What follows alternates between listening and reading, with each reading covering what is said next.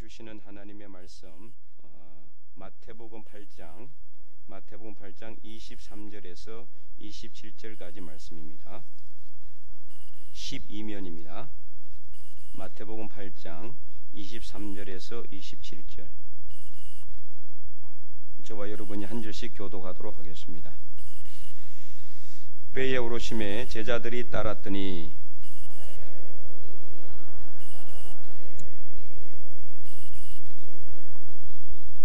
그 제자들이 나와 깨우며 이르되 주여 구원하소서 우리가 죽겠나이다.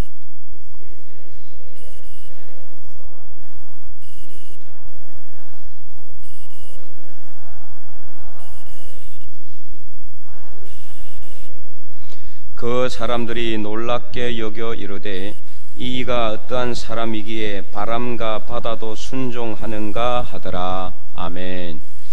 네, 오늘 본문은 이제 예수님께서 배를 타고 건너편으로 건너가시는 내용이 나와 있어요.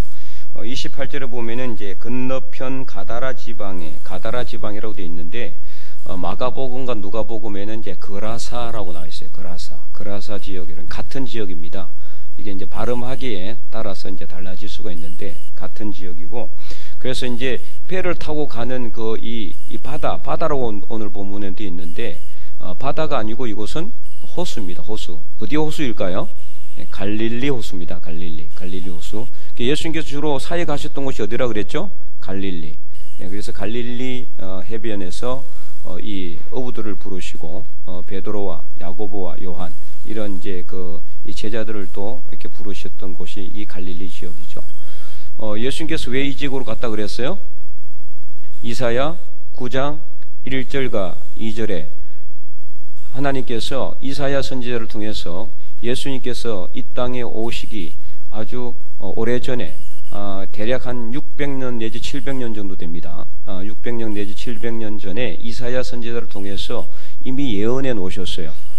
이 이방 갈릴리를 영화롭게 하셨느니라. 누가요?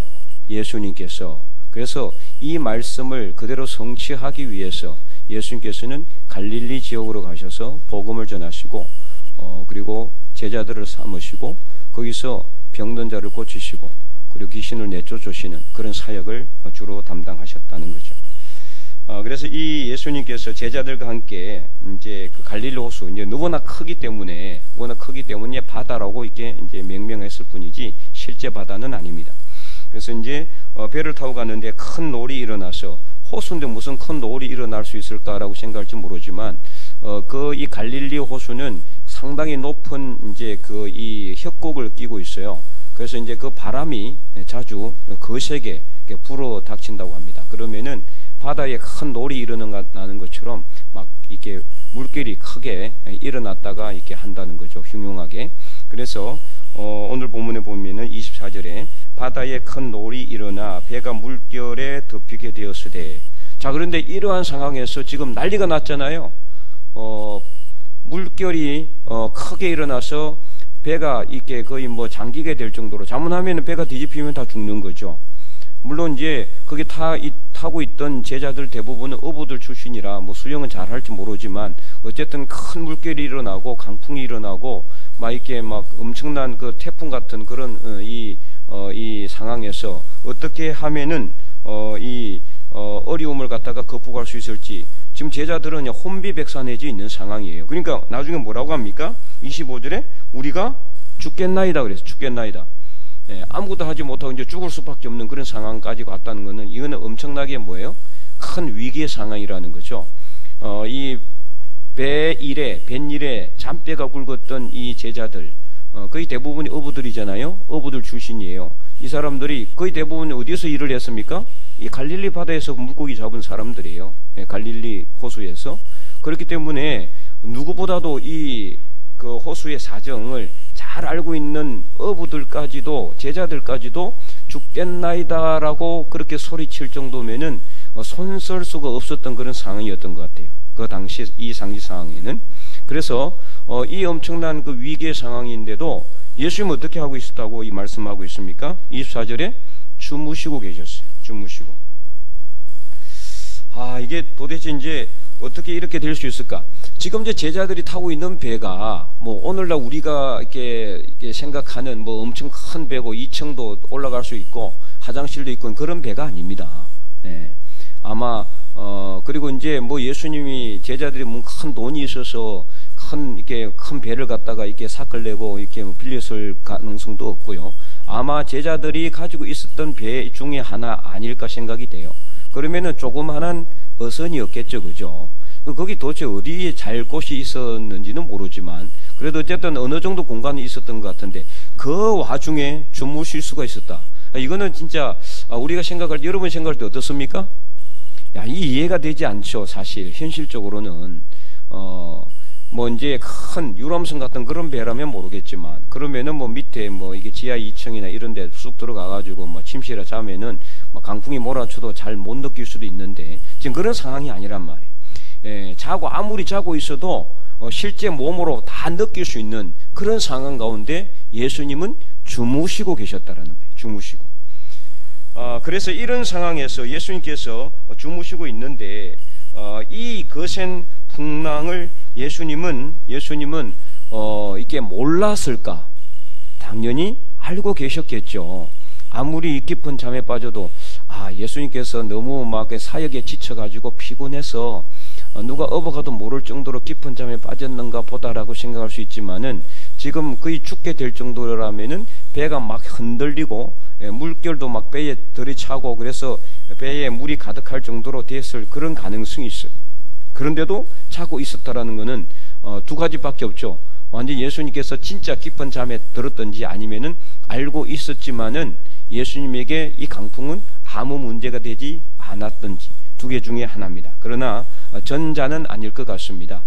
그런데 이 전체 문맥을 이제 살펴보면은 전자는 아닐 것으로 보여진다는 거죠. 그래서 나중에 이제 계속해서 보겠습니다.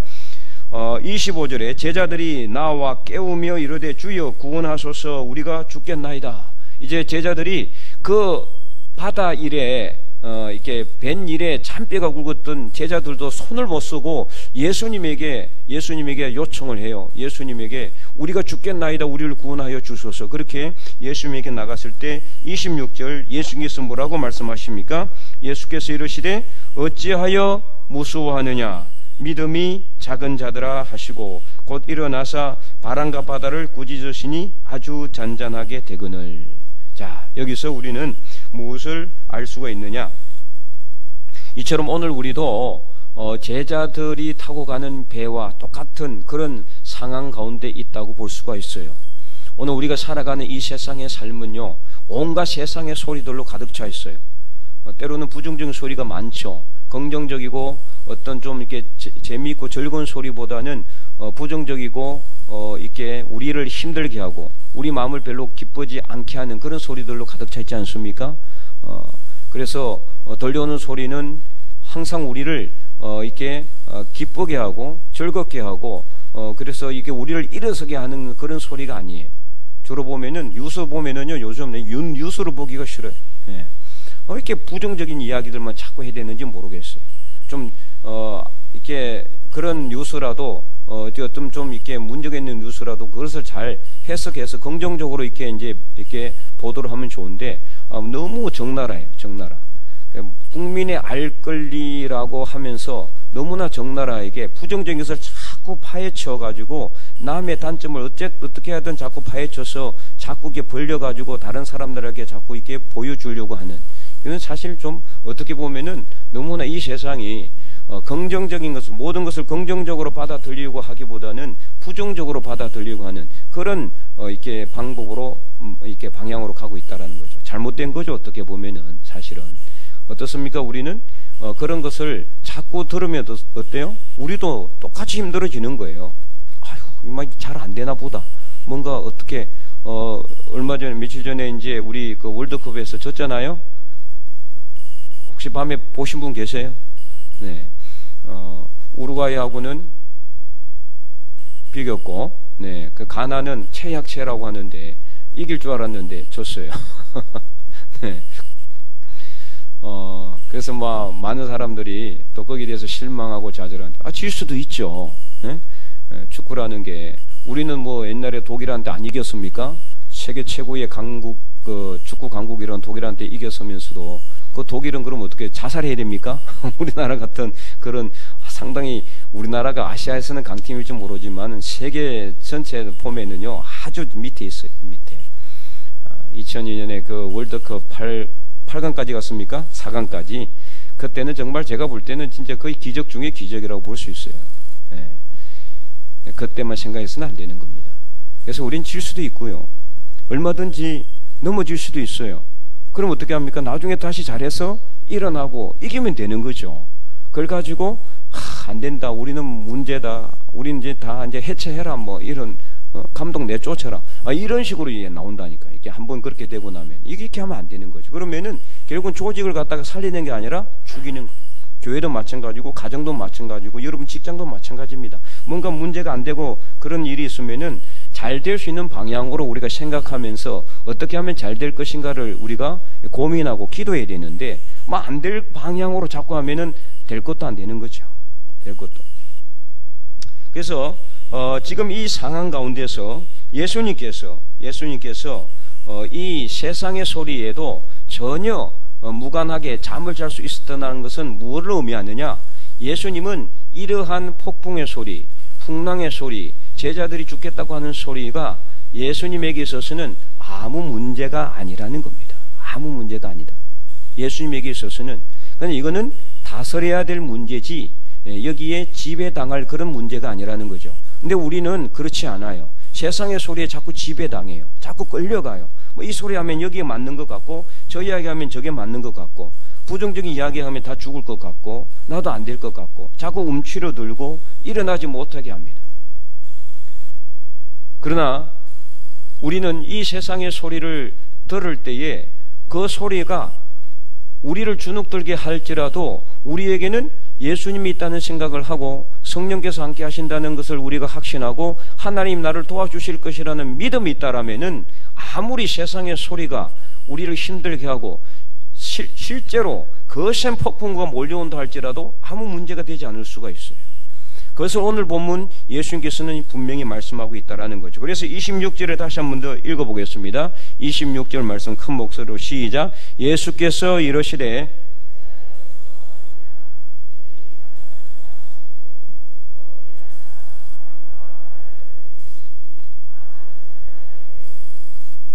네.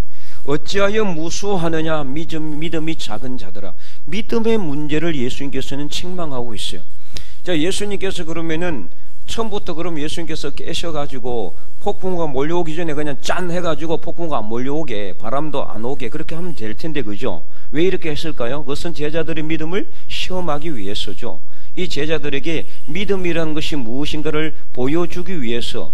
그래서 예수님은 그때까지 주무시고 계셨던 겁니다. 예수님의 잠은 피곤하고 게을러서 자는 잠이 아니라 예수님의 잠은 아무리 거센 폭풍우가 몰려와도 거기에 대해서는 아무 문제가 되지 않는 예수님의 믿음이 있었다라는 겁니다. 그 믿음으로 예수님은 평화를 누릴 수 있었고 평온한 상태에 있었기 때문에 그 상황 가운데서도 잠을 잘 수가 있는 거예요.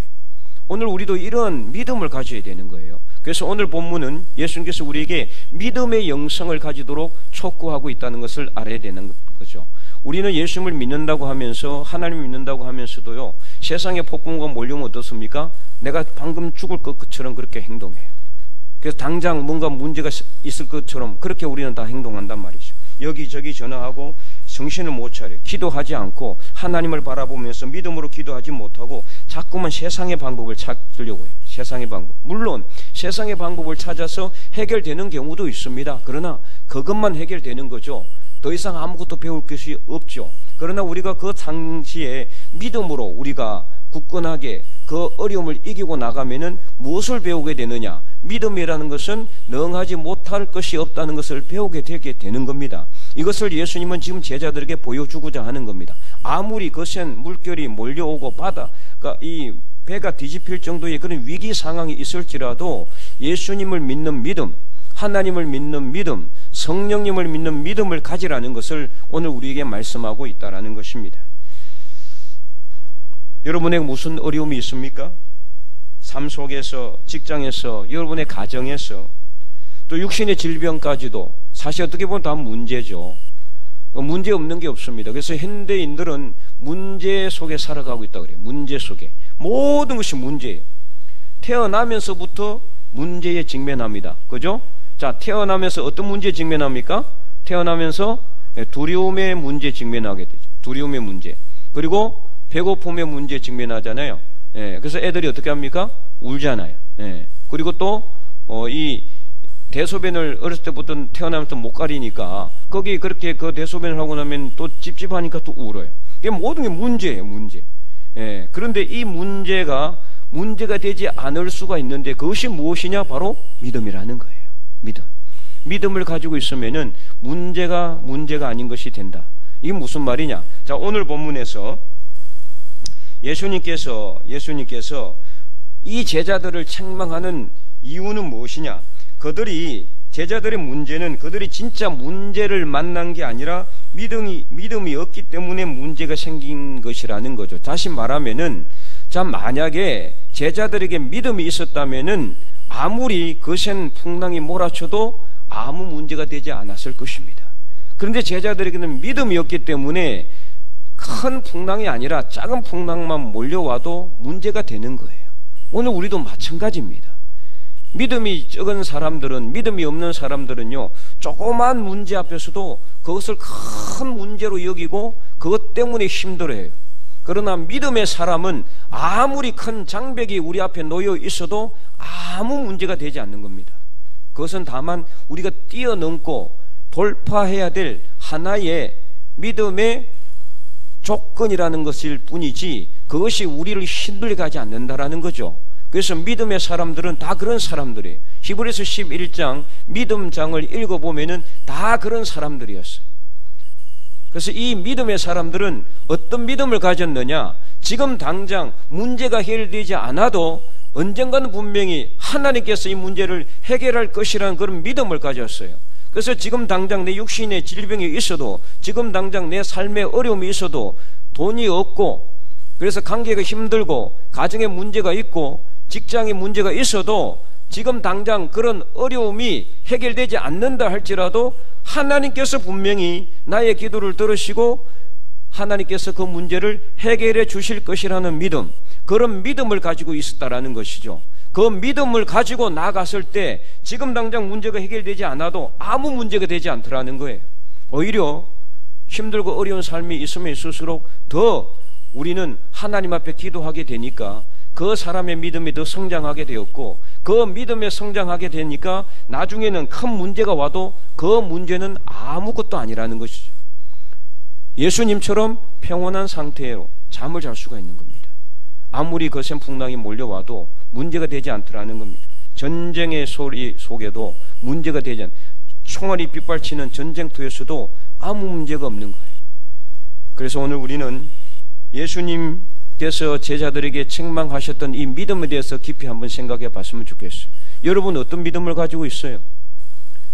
내가 예수님을 믿는다고 하면서도, 하나님을 믿는다고 하면서도 정말로 지금 내 앞에 거센 장벽이 딱 놓여 있다 그러면은 과연 여러분은 그것을 뛰어넘을 만한 믿음이 있습니까?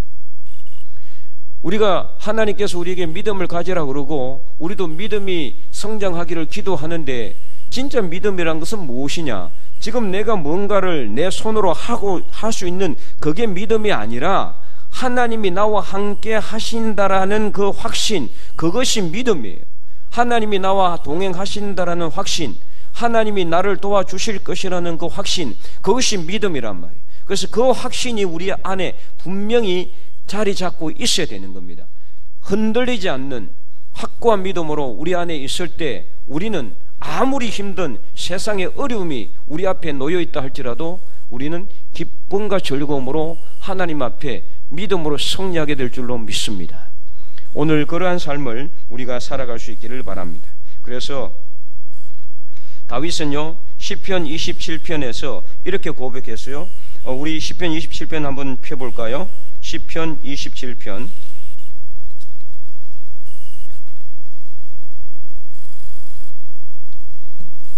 시편 27편 1절에서 3절.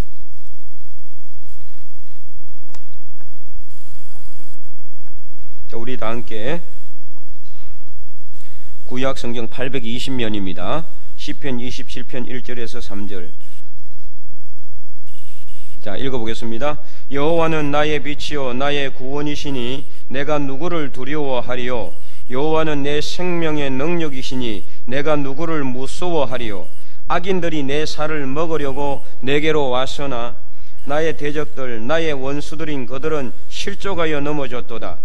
군대가 나를 대적하여 진칠지라도 내 마음이 두렵지 아니하며 전쟁이 일어나 나를 치려 할지라도 나는 여전히 태연하리로다. 아멘. 여호와는 바로 하나님을 의미하죠. 그래서 하나님에 대한 분명한 확고한 믿음이 있었어요. 다윗에게는. 다윗도 참 힘들고 어려운 삶을 살았죠. 거의 그는 자기 친구인 요나단에게 내가 삶과 죽음의 이 한 걸음 사이에 있다라고 그는 고백할 정도로 늘 그는 위태위태한 삶을 살았어요. 그의 장인인 사울이 그를 늘 죽이려고 따라다녔기 때문에 처음에는 사울이 그에게 잘해줬죠. 다윗에게. 그러나 그에게 악한 영이 들어가고 질투의 영이 들어가니까 다윗은 잘되고 다윗은 그냥 이 전쟁터에 나가기만 하면은 승리하고, 그래서 백성들이 사울은 이렇게 작게 여기고 다윗은 많게 여겨줬단 말이에요. 그러다 보니까 이 사울에게 있어서 다윗은 질투의 대상이 되어버렸어요. 사위가. 그래서 늘 죽이려고 달려들었어요. 창을 갖고 있으면 막 이렇게 창을 이렇게 던져가지고 다윗이 피해서 창이 벽에 박힐 적이 여러 번 있었고, 그리고 이제 군대를 동원해가지고 다윗을 잡으려고 계속 뒤를 쫓아오고 추격했고, 다윗은 그것을 피해가지고 때로는 동굴에서 때로는 광야에서 정말 힘들고 어려운 삶을 살았잖아요. 그런 삶을 살면서도 다윗은 절대로 하나님께 불평하지 않았고 그는 하나님에 대한 확신이 약해지지 않았어요. 바로 이게 믿음이에요. 그래서 그가 이렇게 고백할 수 있는 거예요. 여호와는 나의 빛이요 나의 구원이시니 내가 누구를 무서워하리? 무서워할 게 없다는 거예요. 여호와는 내 생명의 능력이니 내가 누구를 무서워하겠느냐? 아무것도 두려워할 것도 없고 무서워할 것도 없는 거예요. 하나님이 자기의 구원이요 빛이 되시고 생명의 능력이 되실 것임을 그는 확신하고 있었기 때문에 무서워할 일도 없고 두려워할 것도 없었어요. 그래서 칼과 창을 들고 군대가 자기 앞에 서 있어도 그는 여전히 대연할 것이라고 그렇게 고백하고 있는 거예요. 군대가 일어나고 전쟁이 일어나서 나를 치려 할지라도 나 한 사람은 절대로 무너지지 않는다. 하나님이 나의 구원의 빛이 되시고 내 생명의 능력이 되시기 때문에 그 믿음 가지고 그는 결국에는 이스라엘의 왕이 되었고 하나님의 벗으로서 그는 인정을 받게 되었습니다. 그래서 오늘 우리는 이 다윗처럼 믿음을 가져야 돼요. 이 믿음이 있을 때 아무리 힘들고 어려운 삶이 우리 앞에 놓여 있어도요 아무 문제가 안 되는 거예요. 아무리 힘들고 어려운 일이 있어도 정말 태어나게 되는 거예요. 하나님이 나와 함께 하실 것이기 때문에. 그래서 여러분 삶 속에서 이런 믿음의 사람이 되어야 돼요.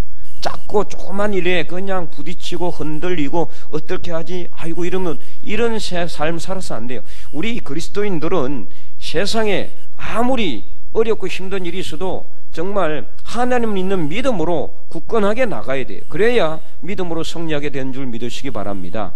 그래서 이사야 43장에는 이렇게 말씀하고 있어요.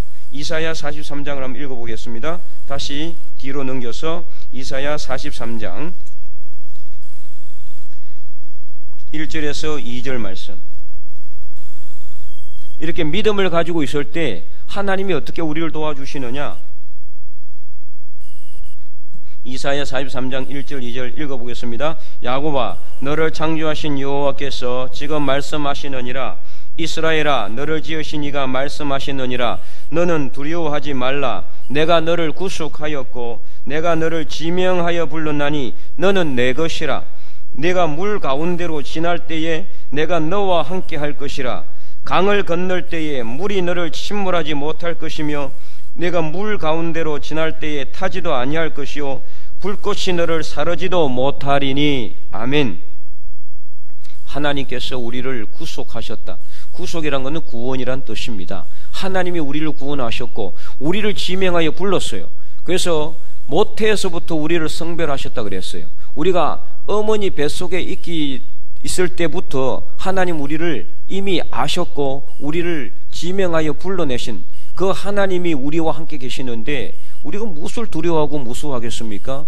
그 하나님을 믿는 믿음 안에 있으면은 우리가 물 가운데 지나가도 물이 우리를 침범하지도 못하는 것이고, 우리가 불 가운데로 지날 때에도 불이 우리를 타게 하지도 못하고 불꽃이 우리를 사르지도 못하는 거예요.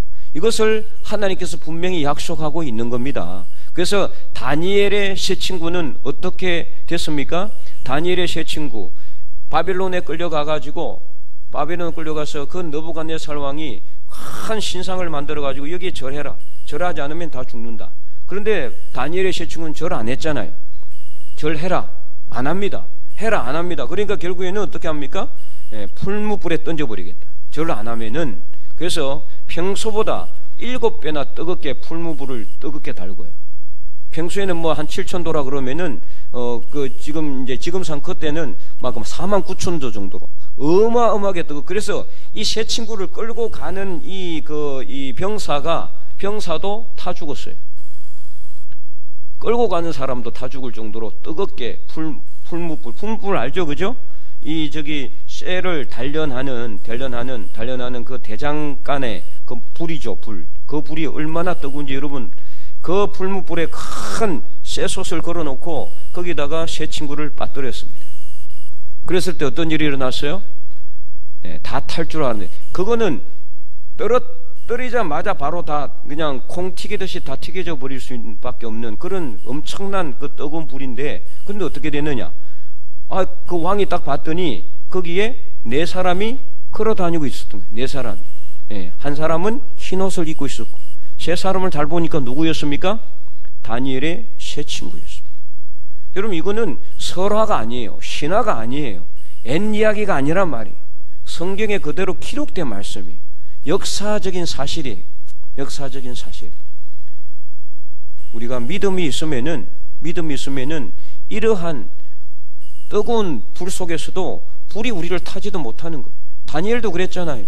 다니엘도 참초로 당해가지고 사자굴에 떨어졌지만은 그 사자굴에 들어간 다니엘이 털럭 하나도 건드리지 못했어요, 사자가. 결국엔 어떻습니까? 그 다니엘은 끌어올려지고 다니엘을 참수했던 다른 이 사람들이 거기에 떨어졌죠. 그 사람들이 어떻게 됩니까? 그 사자굴에 땅에 닿기도 전에 사자들이 그 사람들의 뼈를 어스러뜨리고 다 먹어 삼켰다라고 기록하고 있어요. 오늘 우리가 이런 믿음의 사람이 되어야 돼요. 그러면은 어떠한 상황 가운데서도 하나님이 우리를 지켜주시고 보호하여 주실 줄로 믿으시기 바랍니다. 그래서 우리는 정말 이 세상 살아가면서 지금 우리에게 가장 필요한 게 믿음이에요. 믿음의 영성이에요. 예수님이 이 땅에 오셔가지고 3년 동안 공생을 하면서 제자들에게 끊임없이 강조하고 또 강조한 것이 믿음이에요. 믿음이 적은 자들아, 믿음이 적은 자들아, 너희 믿음이 어디 있느냐? 끝없이 믿음이 없는 것에 대해서 책망하셨어요. 예수님은 제자들에게 수없이 많이 예수님 자신이 하나님의 아들이신 것을 직접 기적을 통해서 보여주셨고, 말씀을 통해서 나타나셨고, 예수님 자신이 하나님의 아들이신 것을 보여주시고 증거하셨지만은 제자들은 그럼에도 불구하고 눈앞에 있는 현실만 바라보고 믿지 못했어요. 이런 제자들이 결국은 언제 믿음을 가졌습니까? 예수님이 죽고 나서 부활하셔서 성천하시기 전에 이 제자들은 그 믿음을 가졌단 말이에요.